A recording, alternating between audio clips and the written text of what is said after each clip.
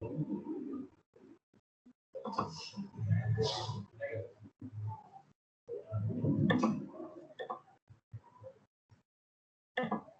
Start करते हैं।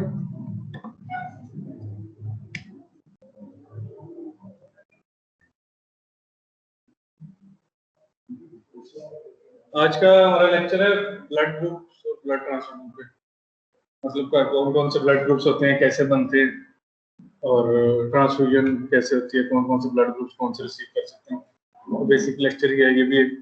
मतलब हमने वो पढ़ा था कार्डियोवास्कुलर सिस्टम पढ़ा था, तो उसमें ब्लड का भी था, तो मैंने आपको कहा था ब्लड को अलग से भी मतलब ग्रुपिंग वगैरह अलग से देखेंगे। तो इसमें सबसे पहले तो ये बनना है कार्ल लैंडस्टाइनर, इसने ब्लड दो तरह के ब्लड ग्रुप्स हैं बेसिकली जो मोस्ट कॉमनली यूज होते हैं, एपीओ ब्लड ग्रुप और आरएच ब्लड ग्रुप ना। तो इतना इंपॉर्टेंट नहीं है। जो 1930 में इसने आरएच फैक्टर भी किया था, इसको नोबेल प्राइज मिला, एक इंपॉर्टेंट चीज।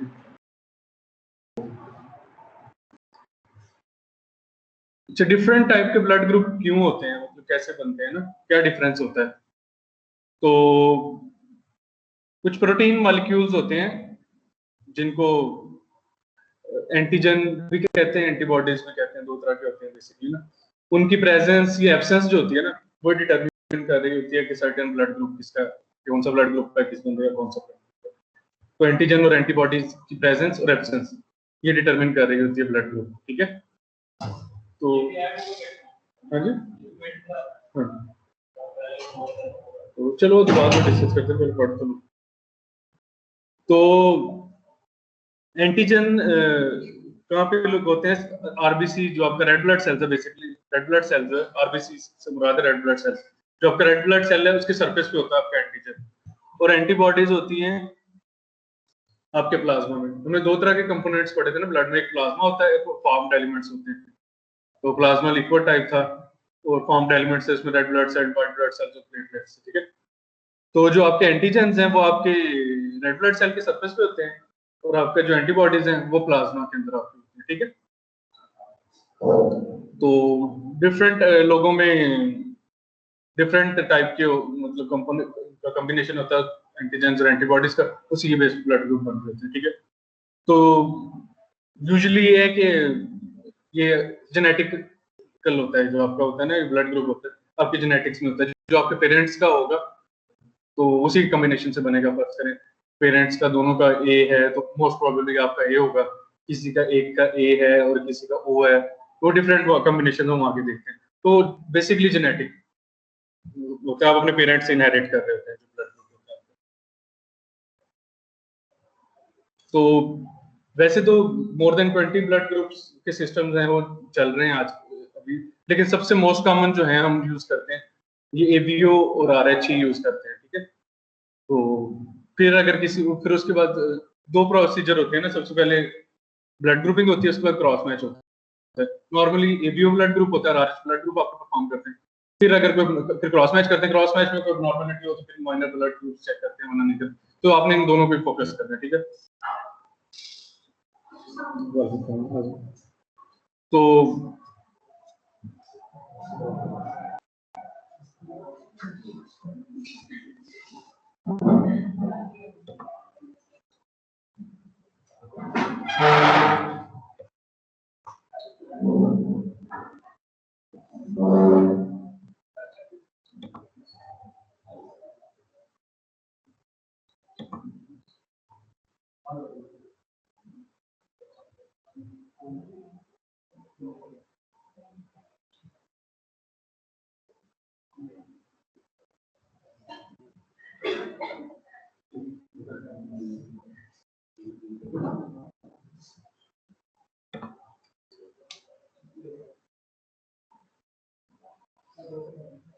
तो सारे ब्लड ग्रुप्स एक दूसरे के साथ कंपैटिबल नहीं होते, कुछ कुछ के साथ कंपैटिबल है, कुछ नहीं है, हम आगे जाके देखेंगे। तो अगर ये कंपैटिबल ना हो तो वो रिएक्शन हो जाता है, ब्लड रिएक्शन डिफरेंट टाइप्स के हो जाते हैं। तो उसमें क्लैंपिंग भी हो सकती, ब्लड की क्लैंपिंग भी हो सकती है, ग्लूटिनेशन भी हो सकती है, और डिफरेंट टाइप से हैं वो रिएक्शन, वो भी हम आगे देखेंगे, ठीक है।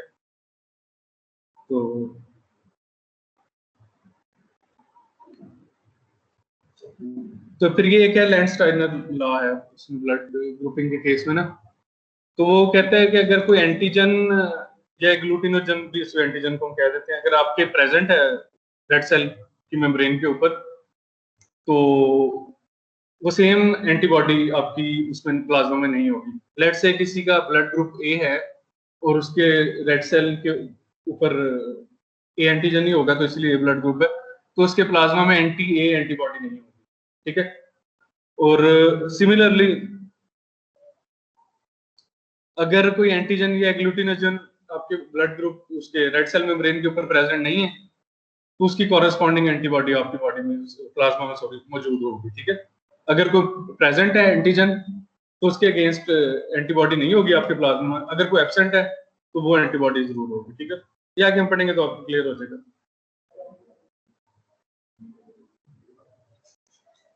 तो डिफरेंट टाइप के ब्लड ग्रुप सिस्टम्स चल रहे हैं, मेजर यही है एबीओ और आरएच ब्लड ग्रुप है जो हम चल रहे हैं। इसके अलावा ये माइनर भी हैं, कोई एमएन है, ली है, पी है, लेविस है, डफी, किड, केएल और लुथरान, ये डिफरेंट माइनर है, इनको हम कंसीडर नहीं करते नॉर्मली नहीं करते, कुछ स्पेशल केसेस में करते भी हैं।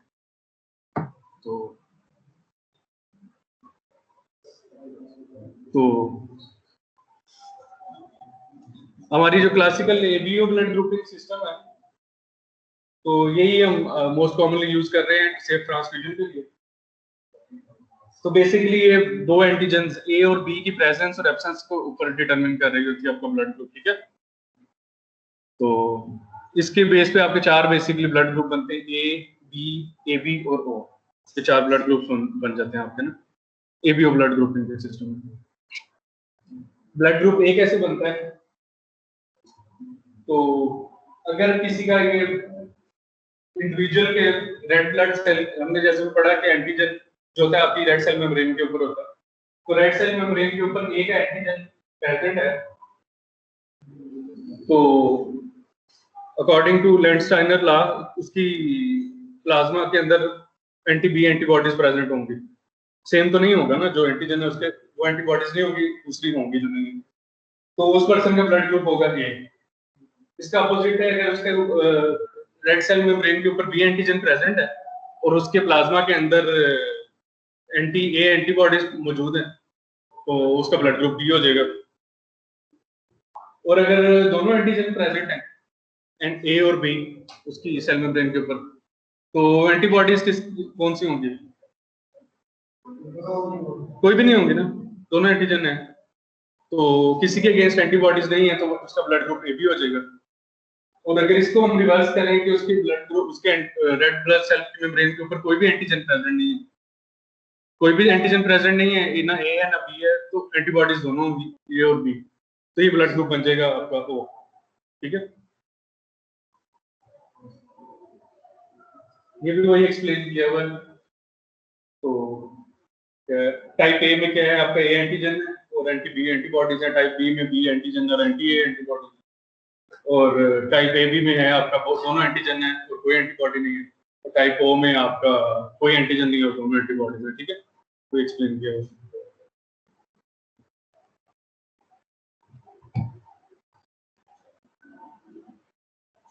ये कुछ आपको दी हुई है जीनोटाइपिंग, मतलब दी हुई है कि जैसे हमने पहले डिस्कस किया कि ये जेनेटिकल है, मतलब आपका जो ब्लड ग्रुप है तो आपकी जीन्स में ही होता है, ठीक है।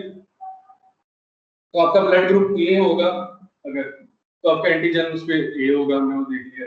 एंटीबॉडीज होंगी आपके सीरम में एंटी बी होंगी, और आपकी जीनोटाइपिंग या तो ए होगी, आप मदर और फादर दोनों से ए इनहेरिट करेंगे या किसी से ओ इनहेरिट करेंगे और ए इनहेरिट करेंगे, आपकी जीनोटाइपिंग ए होगी तो आपका ब्लड ग्रुप ए ही होगा, ठीक है।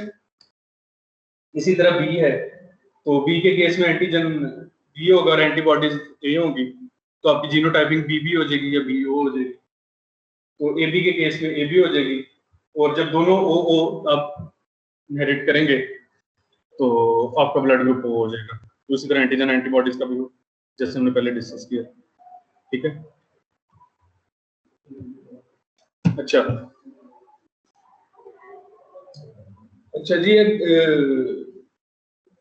ये मतलब इंडिविजुअल्स जो हैं एंटीबॉडीज जो उनके वो जो उनकी बॉडी में एंटीजन नहीं होता उसके अगेंस्ट एंटीबॉडीज क्यों प्रोड्यूस करते हैं ना।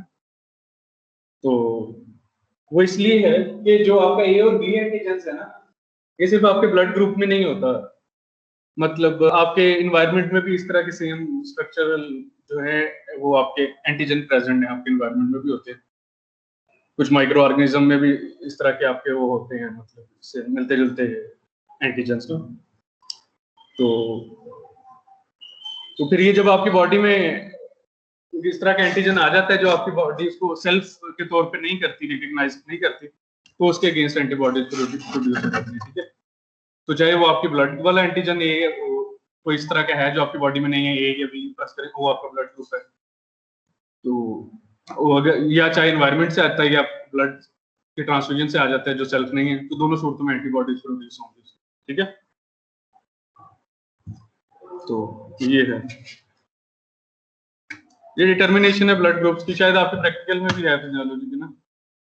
तो इस तरह से आप करते हैं। ये दो तरह के एंटी सीराज होते हैं, एंटी ए और एंटी बी होते हैं। बेसिकली ये क्या होते हैं, आपकी वो होती हैं, ये क्या आपकी एंटीबॉडीज होती हैं। ठीक है, एंटी ए और एंटी बी जो सीराज है ना, ये आपके एंटीबॉडीज है। तो आप इनको अपने ब्लड के ऊपर डालते हैं, मतलब ब्लड के साथ रिएक्ट करवाते हैं। तो अगर वो होगा कि क्या कहते हैं, उसके अंदर एंटीजन ए होगा, तो फिर एंटीबॉडी ए की एंटीबॉडी उसके साथ रिएक्ट करेगी ना, तो वो अगर रिएक्शन आ जाएगा तो ब्लड ग्रुप ए बन जाएगा। ठीक है, इसी तरह अगर उसमें बी एंटीजन होगा, क्योंकि वो एंटीबॉडीज डाल रहे हैं दोनों, है ना, और अगर इसी तरह बी का एंटीजन होगा, बी में रिएक्शन आ रहा है एंटी सीरा के साथ, तो उसमें बी, उसका ब्लड ग्रुप बी हो जाएगा। और अगर दोनों में आ रहा है तो ए बी हो जाएगा, क्योंकि उसमें दोनों एंटीजन है, ए और बी। अगर दोनों में नहीं आ रहा तो मतलब उसमें कोई एंटीजन नहीं है, तो वो हो जाएगा। ठीक है, इसी तरह से आप डिटरमिन करते हैं ब्लड ग्रुपिंग। वो फिर वो लंबी वो है, फॉरवर्ड भी होती है, रिवर्स भी होती है, उसको आप छोड़े, वो लंबी हो जाएगी। तो अच्छा, क्रोमोसोम 9 पे आपका एबीओ जीन का लोकस होता है। ठीक है, तो ए और बी ब्लड ग्रुप जो है वो ओ पे डोमिनेंट है, जैसे हमने पहले देखा। अगर ए ओ हो या ए बी हो, बी ओ हो, तो ब्लड ग्रुप बी होगा। तो ये दोनों डोमिनेंट है, मतलब ओ के ऊपर ना। और ए और बी आपस में को डोमिनेंट है, अगर ए और बी दोनों इकट्ठे आ जाएंगे तो ए बी हो जाएगा उसका ब्लड ग्रुप। ठीक है, तो दो कॉपीज होती हैं जीन्स की, वो हर पर्सन इनहेरिट कर रहा था, एक मैटरनल होती है और एक पैटर्नल होती है। ठीक है, तो ठीक है, क्रोमोसोम 9 पे होती है, एक फादर से ले रहा होता है, एक मदर से ले रहा होता है। ठीक है, अच्छा, आपका अगला है ब्लड ग्रुपिंग सिस्टम आरएच, या रिसेस भी से कहते हैं। तो रिसेस की शॉर्ट फॉर्म है आपका आरएच ब्लड ग्रुप है। तो कुछ लोगों में होता है आरएच एंटीजन प्रेजेंट और कुछ में नहीं होता। जिनमें आरएच एंटीजन प्रेजेंट होता है तो वो क्या कहते हैं, वो आरएच पॉजिटिव हो जाएंगे, और जिनमें एब्सेंट होगा आरएच तो वो नेगेटिव, उनका ब्लड ग्रुप नेगेटिव हो जाएगा। सिमिलरली जैसे एबीओ के ब्लड ग्रुप के केस में था, इसी तरह आरएच के केस में जिसके ऊपर ब्लड ग्रुप में आरएच एंटीजन प्रेजेंट होगा उसमें आरएच की एंटीबॉडीज नहीं होंगी उसकी, और जिसमें आरएच नहीं होगा उसमें आरएच के अगेंस्ट एंटीबॉडीज होंगी। इसी वजह से आप चलें वो आगे बढ़ेंगे ट्रांसफ्यूजन के केस में। तो while the ones don't have, ठीक है, इसी तरह से आपका पॉजिटिव और नेगेटिव ब्लड ग्रुप बन जाता है, जिसमें आरएच एंटीजन प्रेजेंट होता है पॉजिटिव होता है, जिसमें नहीं नेगेटिव होता है। ठीक है, तो ये थोड़ा इसकी एंटीबॉडीज का सिनेरियो डिफरेंट है। जो ए और बी एंटीजन, वो एबीओ ए और बी एंटीजन है, वो क्योंकि एनवायरनमेंट में भी आपके प्रेजेंट होते हैं, तो उनके अगेंस्ट नेचुरल एंटीबॉडीज आपकी बॉडी में होती हैं ऑलरेडी ना। तो आरएच एंटीबॉडीज जो है ये नेचुरल नहीं है, ये सिर्फ आपकी वो ब्लड ग्रुप से रिलेटेड है, तो ये नेचुरल नहीं होती। जब इंटरेक्शन होता है आरएच एंटीजन का, तो फिर प्रोड्यूस होती है आरएच एंटीबॉडीज, वैसे नहीं ऑलरेडी आपकी बॉडी में नहीं होती। तो कब प्रेजेंट होती है, कोई फर्ज करें आरएच नेगेटिव था बंदा ना, तो उसको हमने आरएच पॉजिटिव लगा दिया, ब्लड ग्रुप लगा दिया, तो फिर उसके क्योंकि उसके ये सेल्फ नहीं आ रहा है एंटीजन, उसके ऊपर तो प्रेजेंट नहीं था, फॉरन आया, तो फिर उसकी बॉडी में एंटीबॉडीज प्रोड्यूस होंगी, RH एंटीबॉडीज प्रोड्यूस होंगी।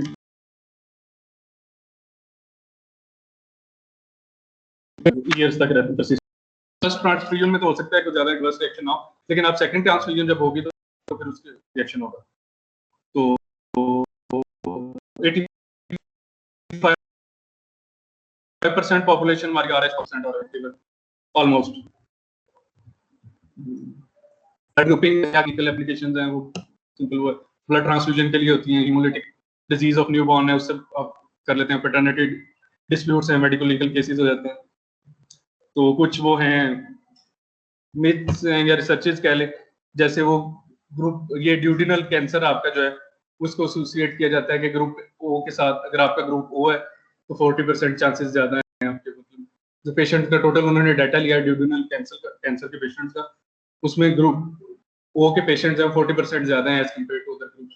तो इस वजह से वो क्या कहते हैं ज्यादा वो उसके लिए वो होगा, सस्केप्टेबल होगा अगर ग्रुप ओ होगा। इसी तरह से ग्रुप ए का carcinoma of stomach, pancreas and salivary gland data उन्होंने एक्वायर किया तो उसमें पेशेंट ज्यादा है ग्रुप ए के। तो ये तो फिर एक और ब्लड ग्रुप है बॉम्बे ग्रुप। सिंपल, इसको ज्यादा आपको करने की जरूरत नहीं है डेप्थ में। एक बॉम्बे ग्रुप होता है बेसिकली आपका जो एंटीजेंस लगे होते हैं ए और बी, वो आपके रेड ब्लड सेल के ऊपर एक H एंटीजन होता है। ये बड़ा रेयर ब्लड ग्रुप है, 0.004% पॉपुलेशन होता है, ऑलमोस्ट 1 मिलियन में 4 लोगों को होगा, तो बड़ा रेयर है ये। क्विकली इसको बहुत ज्यादा डेप्थ में आपको जरूरत नहीं है। एक आरबीसी है जैसे आपका रेड ब्लड सेल है, ऊपर उसके ऊपर ये सारे H एंटीजन का स्ट्रक्चर लगा हुआ है, ठीक है।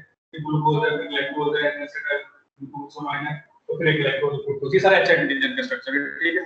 इसके ऊपर आपका लगा होता है H एंटीजन, ये सारा आपका रेड ब्लड सेल के ऊपर लगा होता है। यही H एंटीजन के ऊपर आपका वो लगता है एंटीजन ए या बी का, वो शुगर्स हैं कुछ रिप्लेस, एक ग्लाइकोज के नीचे लग जाती है, तो उनकी बेस पे आपका डिटरमिन हो जाता है ए है या बी है ना। तो जो बॉम्बे वाले हैं उनमें यही नहीं प्रेजेंट होता ना, H एंटीजन प्रेजेंट नहीं होता जो बॉम्बे ब्लड ग्रुप होता है ना, तो ये आपका वो हो जाएगा। तो इसके ऊपर ही आपका लगा होता है, ये मैं आपको दिखाता हूँ। तो जैसे कि अगर आपका ग्लाइकोसामाइन लग जाएगा इस ग्लाइकोज के नीचे, तो ये आपका ए एंटीजन हो जाएगा, ठीक है, ये शुगर लग जाएगी। और अगर इसकी जगह आपकी वो आ जाएगी, ग्लाइकोज आ जाएगा, तो ये बी एंटीजन हो जाएगा, ठीक है। ये एंटीजन ए और बी है। और ओ के केस में क्या होगा, ये दोनों शुगर्स नहीं होगी, ग्लाइकोज एंड एसिटाइलग्लाइकोसामाइन नहीं होगी, इनमें से कोई भी नहीं लगी होगी, लेकिन H एंटीजन आपको मौजूद होगा, तो आपका ब्लड ग्रुप हो जाएगा, ठीक है। तो अगर आपका H एंटीजन ही नहीं होगा तो आपका blood group Bombay blood group हो जाएगा, ठीक है।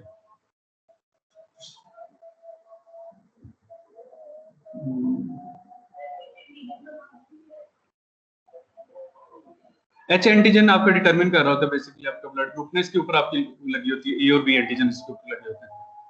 तो इसका मेनली यही रोल इसका होता है कि आपका ब्लड ग्रुप डिटरमिन कर रहा होता है एंटीजन कौन सा है ना। तो ओ के केस में भी ये होता है, लेकिन इसके ऊपर कोई ए या बी भी वो नहीं लगी होती, वो आपका फ्रुक्टोज या वो एसिटाइल ग्लूकोसामाइन नहीं लगी होती। H तो प्रेजेंट होगा ना नेचुरली, आपके ब्लड में वो एंटीजन H प्रेजेंट होता है। H ना प्रेजेंट होना नॉर्मलिटी, वो बॉम्बे ब्लड ग्रुप होता है, ठीक है।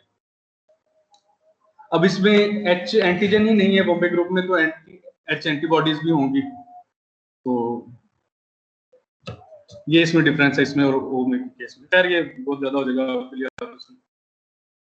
ज्यादा डेप्थ में ना जाए। तो ये है उसके बॉम्बे ग्रुप को आप बॉम्बे ग्रुप ही लगा सकते हो, ग्रुप नहीं लगा सकते, क्योंकि इसमें H एंटीबॉडीज होंगी जो बॉम्बे ग्रुप होगा, क्योंकि इसमें H एंटीजन नहीं। तो फिर ये कुछ डिजीजेस हैं आपकी हो जाती हैं इसकी वजह से, ट्रांसफ्यूजन रिएक्शंस जो हो जाते हैं आपकी, अगर आप लगा देते हैं इनकम्पैटिबल, RH बेसिकली इनकम्पैटिबिलिटी की वजह से होती है। इसको हीमोलिटिक डिजीज ऑफ न्यूबॉर्न, इसको HDN भी कहते हैं।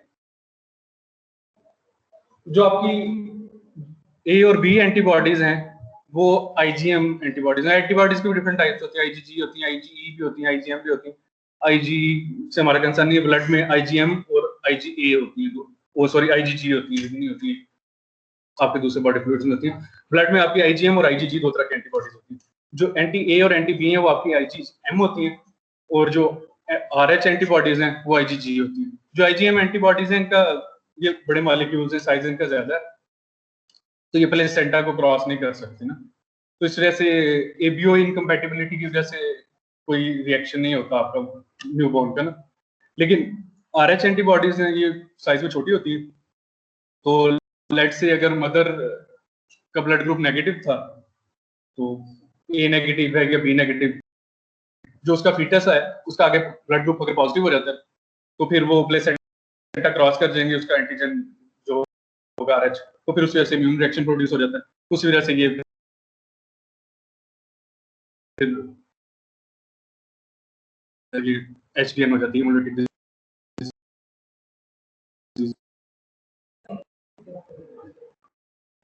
थोड़ा सा रह गया।